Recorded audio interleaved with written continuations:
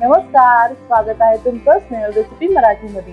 तर आज आपण बिना पाकाची सगळ्यांची फेवरेट चविष्ट अशी बेसन बर्फी कशी बनवायची ते पाहणार आहोत। त्यामुळे वेळ न घालवता आपल्या आजच्या रेसिपीला आपण सुरुवात करूयात। सगळ्यात आधी एका पॅन मध्ये पाव कप एवढे बदाम आणि पाव कप एवढ्या काजू घालायचे आहेत। त्यामध्ये अगदी थोडं म्हणजेच अर्धा चमचा एवढं साजूक तूप घालायचं आहे आणि गॅसची फ्लेम आपल्याला कमी ठेवून ते फक्त मिनिटभर आपल्याला परतून घ्यायचंय।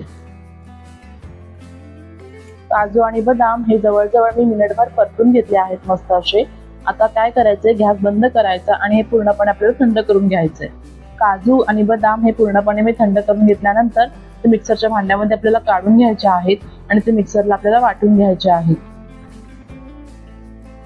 काजू आणि बदाम हे मी मिक्सरमध्ये वाटून घेतले आहेत।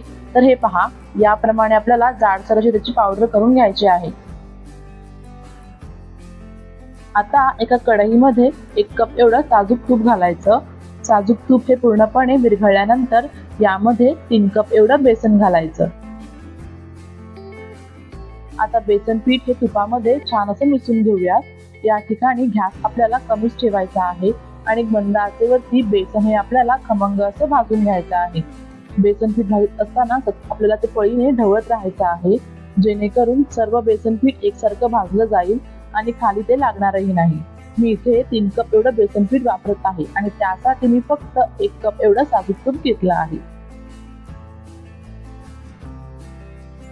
तुम्ही इथे पाहू शकता, याप्रमाणे सर्व बेसन पीठ हे तुपामध्ये मी व्यवस्थित मिक्स करून घेतलं आहे।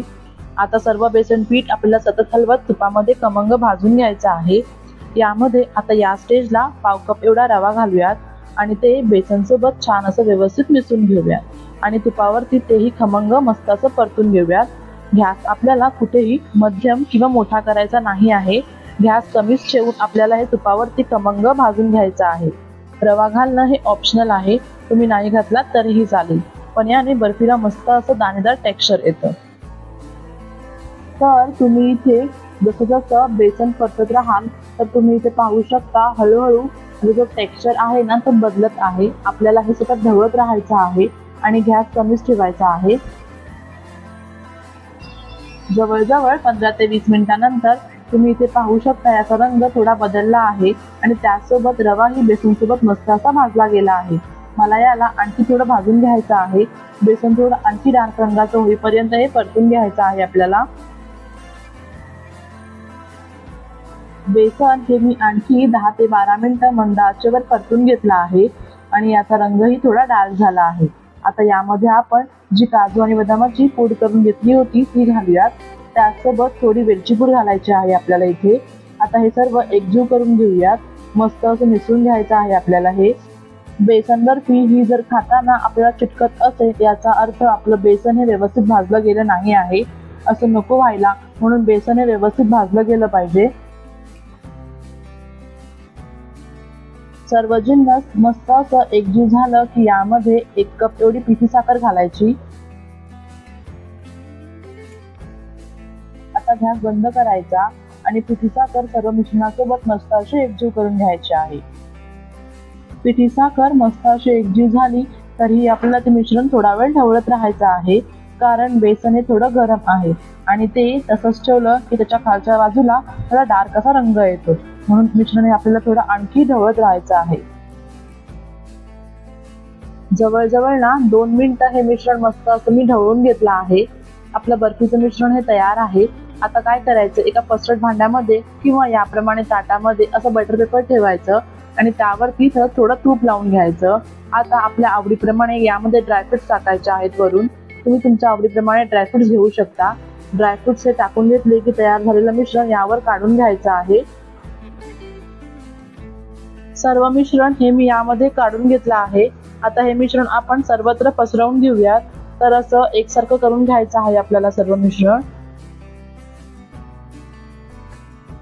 संपूर्ण मिश्रण हे मस्त असं एकसारखं पसरवून घेतलं आहे मी, तुम्ही पाहू शकता। आता ही बेसन बर्फी सेट होण्यासाठी थोडा वेळ साईडला ठेवायची आहे। तुम्ही ही बेसन बर्फी रूम टेम्परेचरवर 4 ते 5 तासासाठी सेट व्हायला ठेवू शकता। पण जर तुम्हाला घाई असेल तर तुम्ही ही बेसन बर्फी फ्रीजमध्ये थंड करून घेऊ शकता। फ्रीजमध्ये 1 तासामध्ये ही बेसन बर्फी मस्त अशी सेट होते। मी ही बर्फी रूम टेम्परेचरवर जवळजवळ 5 तास सेट व्हायला ठेवली होती. मस्त अशी सेट झाली आहे बर्फी. तुम्ही पाहू शकता बर्फी वरून अगदी कोरडी झाली आहे.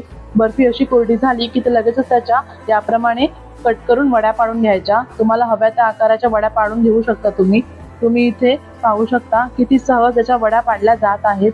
सुरीला हे वड्यांचं मिश्रण कुठेही चिटकत नाही आहे. याचाच अर्थ आपलं मिश्रण मस्त असं सेट झालं आहे.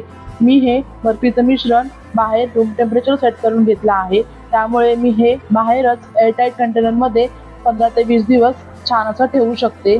पण तुम्ही जर हे बर्फीचं मिश्रण फ्रीजमध्ये सेट करून घेतला असाल तर तुम्ही काय करा, हे मिश्रण एअरटाईट कंटेनरमध्ये स्टोअर करून ठेवा. ते 15 ते 20 दिवस फ्रीजमध्येही छान असं राहू शकतं.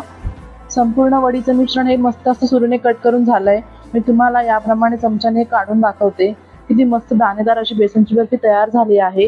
ही बेसनची बर्फी हवाबंद डब्यामध्ये तुम्ही 20 ते 15 दिवस छान असे ठेवू शकता.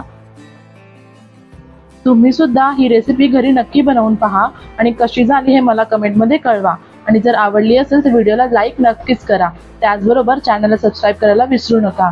आणि हो, बेल आयकॉनलाही क्लिक करा, म्हणजेच माझ्या नवनवीन रेसिपीचे अपडेट तुम्हाला मिळत राहतील. आता पुन्हा भेटूया अशाच एका नवीन रेसिपीसोबत. तोवर नमस्कार.